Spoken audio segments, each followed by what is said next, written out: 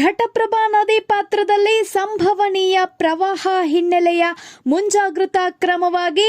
ಗೋಕಾಕ್ ತಾಲೂಕಿನ ಶಾಲೆಗಳಿಗೆ 3 ದಿನ ರಜೆ ಘೋಷಣೆ.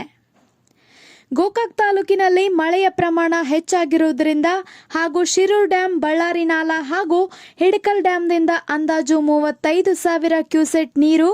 ಘಟಪ್ರಭಾ ನದಿಗೆ ಬಿಡುಗಡೆ ಮಾಡಿರುವ ಹಿನ್ನೆಲೆ ಸಂಭವನೀಯ ಪ್ರವಾಹ ಮುಂಜಾಗ್ರತಾ ಕ್ರಮವಾಗಿ ಜಿಲ್ಲಾಡಳಿತ ಹಾಗೂ ತಾಲೂಕು ಆಡಳಿತದ ಆದೇಶದಂತೆ ಗೋಕಾಕ್ ಶೈಕ್ಷಣಿಕ ವಲಯದ ಎಲ್ಲ ಸರ್ಕಾರಿ, ಅನುದಾನಿತ, ಅನುದಾನ ರಹಿತ ಪ್ರಾಥಮಿಕ ಮತ್ತು ಪ್ರೌಢಶಾಲೆಗಳಿಗೆ ದಿನಾಂಕ 25 ಜುಲೈ 2024 ರಿಂದ 27 ಜುಲೈ 2024 ಶನಿವಾರದವರೆಗೂ ರಜೆ ಘೋಷಿಸಲಾಗಿದೆ.